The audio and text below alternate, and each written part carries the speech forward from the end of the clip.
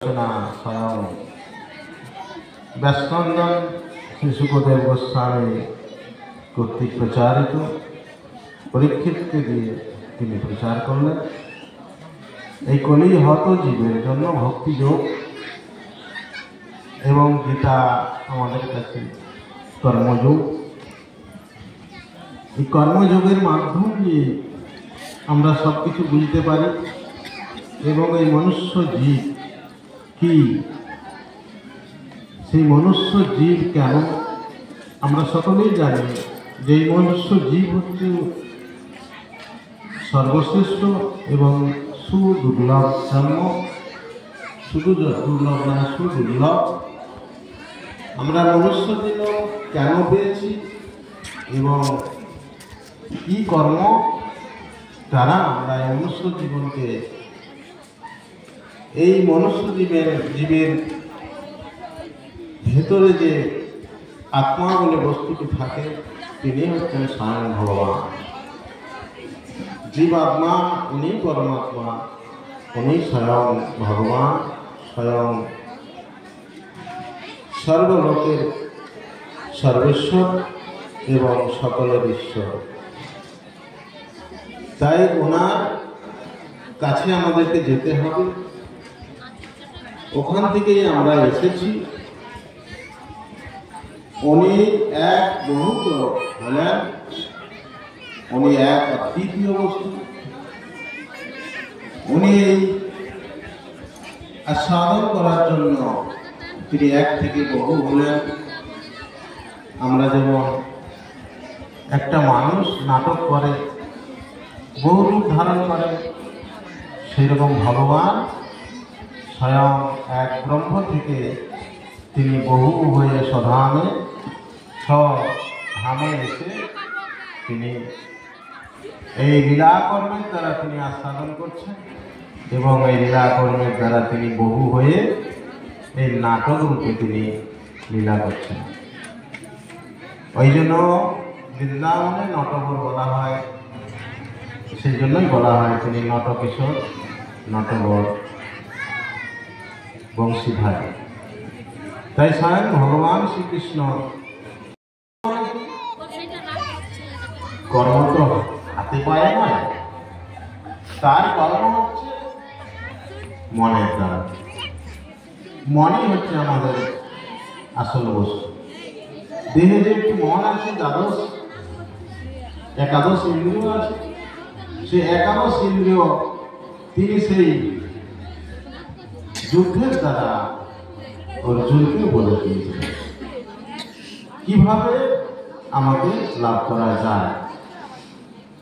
তা সবটাই গীতার সবকিছুটাই ত্যাগের বস্তু দিয়ে বলা হয়েছে এবং যুদ্ধ হয়েছিল ঠিক, কিন্তু মাঠে যুদ্ধ হয়েছিল এটা আপনারা সবাই জানেন, কিন্তু মাঠে যুদ্ধটা তো তিনি বুঝিয়েছেন।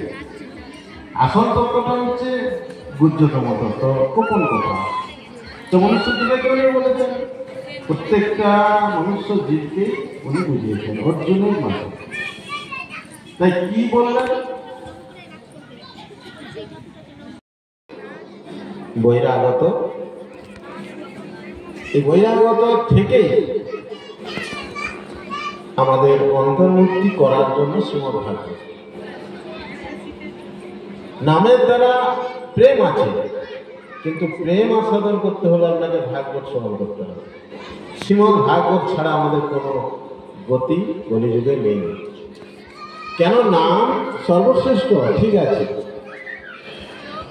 নামই নাম অভেদ। ভগবানের বিগ্রহ ভগবান স্বয়ং, তার নাম কোনো ভেদ নেই।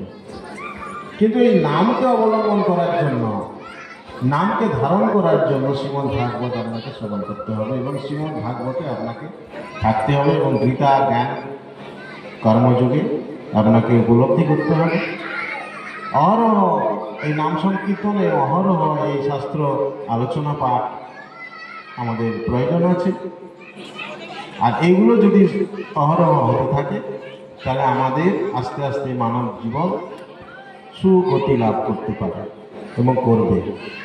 সেই জন্য শ্রীমদ্ভাগবতে আজকে বাবা মাহাত্ম্য করলেন। অনেক ব্যাখ্যা ছিল, কিন্তু টাইম থাকলে সেগুলি বলা হতো, কিন্তু টাইম নেই, সেই জন্য পঞ্চম স্কন্ধে ব্যাখ্যা করলেন। চতুর্থ স্কন্ধে আপনি প্রথম মন্বন্তর ও মন্বন্তর আদিপতি স্বয়ংভূ কাহিনী বলেছেন। সেই সাথে চতুর্থ ও পঞ্চম স্কন্ধে প্রিয়ব্রত ও খানবাদ এবং দুই মনুষ্যের বংশ তাদের চরিত্র এবং বর্ষ সমুদ্র পর্বত নদী উদান এবং বিভিন্ন দ্বীপে বিখ্যাত কথা বলেছেন। ভূমণ্ডলের সংখ্যা, নদী, বর্ষা, বিভাগ, তাদের লক্ষণ, পরিমাণ, গ্রহ, নক্ষত্রাদি অবস্থিতি এবং ঋতর ও ভূ-জীবর, সপ্ত পাতাল এবং ভগবান যেভাবে এইসব সৃষ্টি করেছেন সেসবই আপনি বর্ণনা করেছেন। হে মহাভাগ, আমি এখন আপনার কাছে সেই উপদেশ কথা শুনতে চাই যা অনুষ্ঠান করে মানুষ নানাবিধ দুঃখ যাতনা করে নরকে না যেতে হয়। আপনি অনুগ্রহ করে আমাকে সেই কথা উপদেশ করুন। তাহলে আমরা মানুষ এই সংসারে প্রবেশ করেছি, সংসারে আমাদের কর্মচক্রে আমরা এসেছি। আমাদের কর্মচক্রে ভগবান কি বলেছেন? আমি কাউকে কর্ম দিই না, আর আমি তাদের কিছু করিও না। আমরা নির্ধারিত কর্মের দ্বারা আমরা এই সুখ এবং কর্মমৃত্যু চক্রে আবদ্ধ থাকি। তাহলে আমরা কি বলছি যে আমরা সর্বশ্রেষ্ঠ মানুষ, আর মানুষের উপরে কিছু নেই। তাহলে সর্বশ্রেষ্ঠ মানুষটাকে আমাদের দেখতে ভালো হওয়ার জন্য না, সুন্দর দেহ সুন্দর দেহটাকে নিয়ে আমরা বলবো সর্বোৎকৃষ্ট মানুষ না। সর্বোৎকৃষ্ট মানুষ হচ্ছে যা কিছু তার নিচে আছে, 84 লক্ষ জন্ম, 84 লক্ষ জন্মের পর আমাদের একটি মানুষ জন্ম কোন ভাগ্যবান কিংবা সুকর্মের ফলে আমরা মানুষ জীবন পাই। আবার ভারতবর্ষে জন্ম তো এটা সুদুর্লভ জন্ম, কেননা ভারত ভূমিতে এটা পূর্ণ ভূমি এবং ভগবানের তিনি আছেন, তিনি লীলা করেন, নানান ধরনের তিনি লীলা করেন, সেই ভূমি হচ্ছে ভারত ভূমি। তাই পূর্ণ ভূমিতে আমাদের জন্ম সার্থক, কিন্তু জন্ম হয়েছে সার্থক হলে হবে না, এত কথা বলে হবে না, সার্থক কর্ম করতে হবে। আসলে সার্থক কর্মটি দ্বারা আমরা সার্থক করতে পারবো আমাদের জীবন। তাহলে আপনাকে আমরা উপলব্ধি করতে পারবো, নাহলে আমরা কি করবো? আমরা সৎকর্ম না করলে, সৎকর্ম না জানলে আমরা সেই সংসারে এসছি আমাদের কর্মের ফল। আবার এই কর্মের ফলে আমরা আবার দেহপাত হব, আবার আমরা সঙ্গে সঙ্গে একটা জন্ম পাবো। তাহলে দেহপাত, তাহলে তুমি উদ্ধার হবে। আর নচেত তুমি তোমার নিজের মত পরিচর্যা করলে তুমি জন্ম মৃত্যু চক্রে আবর্তিত হবে, আর সেই জন্ম মৃত্যু চক্রে নানাবিধ জন্ম কর্ম হতে থাকবে। এইটা আমাদের আগে বুঝতে হবে যে গীতা কি বলছে। ভগবান স্বয়ং মাঠে তো লড়াই হয়েছিল, কিন্তু লড়াইটা কোথায় আর ক্ষেত্রটাই বা কোথায়? ক্ষেত্র তো আমরা জানি কোথায়, যেখানে লড়াই হয়েছিল সেখানে কুরুক্ষেত্র, কিন্তু আদপে কুরুক্ষেত্রটা কোথায়? আমাদের শরীর। কুরুক্ষেত্রটা আমাদের শরীর। এই শরীরটাকে, মনুষ্য শরীরটাকে বলা হচ্ছে কুরুক্ষেত্র। তাই ক্ষেত্রে অসুর আর দৈব এই দুটো কাজ করছে। তাহলে আমি মনুষ্য জীব হয়ে যদি অসুরের মতো কর্ম করি, তাহলে আমাকে অসুর জন্ম পেতে হবে। আর যদি হিংস্র জন্তু জানোয়ারের মতো আমি বিচরণ করতে থাকি, তাহলে আমাকে পরজন্মে হিংস্র জন্তু পরিচালনা করতে হবে, যেতে হবে। তাই কার কর্মের দ্বারা? ভগবান তো দিল না। ভগবান কি চায় যে মনুষ্য জীবন দান হয়েছে, জন্ম পেয়েছে, সে আমার কথা না শুনে তিনি অন্য কিছু জন্ম পান, তিনি তো চায় না, তিনি তো নেই, কিন্তু তার উপদেশ তো রয়েছে। আমরা সেই উপদেশগুলি জানতে চাই না আর বুঝতেও চাই না।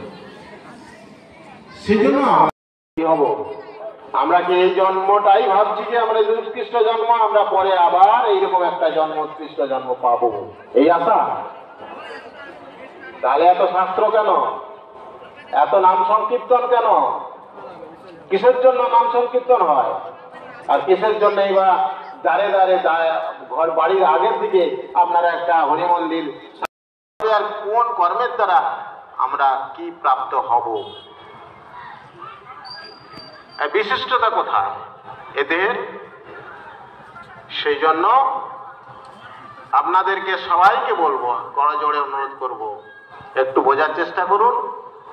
কলি ঘোর কলি ঘিরে নিয়েছে, অতএব নিস্তার কারণে, তাই এর মাধ্যম দিয়ে আপনারা সবাই একটু বোঝার চেষ্টা করবেন।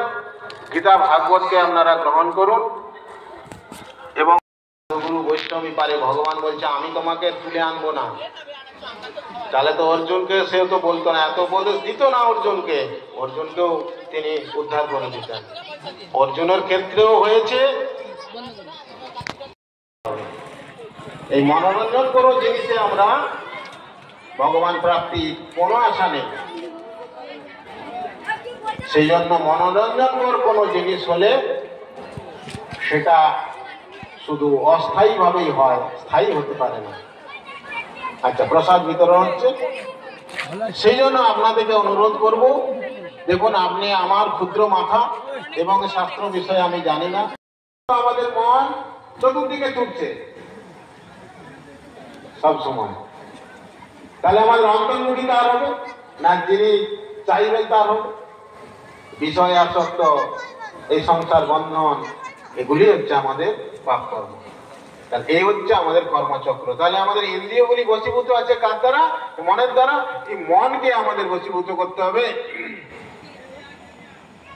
তার দ্বারা আমরা এই আস্তে আস্তে ধীরে ধীরে আমরা এই ইন্দ্রিয়গুলোকে বশীভূত করতে পারবো। তাহলে সবার আগে কি?